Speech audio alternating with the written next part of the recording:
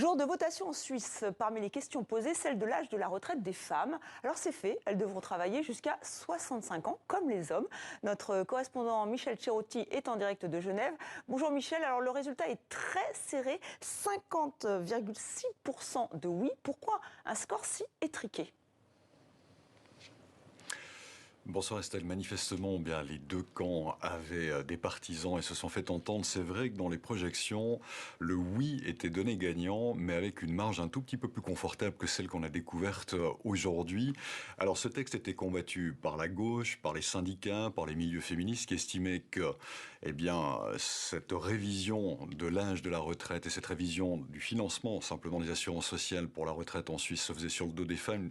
Il faut savoir que les autorités ont dit que d'ici 2028-2029, puisque l'espérance de vie augmente, puisque la population suisse vieillit, eh bien le financement ne serait plus assuré. Il fallait trouver un nouveau financement, donc en relevant d'une part l'âge de la retraite des femmes de 64 à 65 comme les hommes, et puis également en augmentant de 0,4 points le taux de la TVA. Ça a été accepté un petit peu plus largement aussi.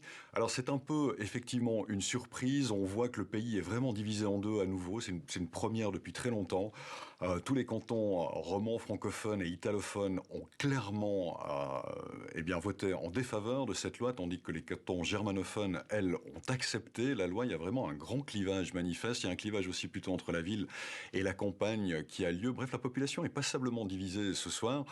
Ça n'augure, on ne sait pas trop ce que ça va augurer en termes, on va dire, de stabilité sociale dans le pays. La gauche a déjà dit qu'elle ferait très attention à ce que les promesses de la droite et du gouvernement seraient tenues quant aux mesures d'accompagnement qui allaient être mises en place pour faciliter ce passage de 64 à 65 ans. Bref, si aujourd'hui cette loi est acceptée, si les femmes vont devoir travailler pendant jusqu'à 65 ans, eh bien, il n'est pas du tout certain, en revanche, que le climat général social en Suisse, lui, soit apaisé. Merci Michel pour cet éclairage.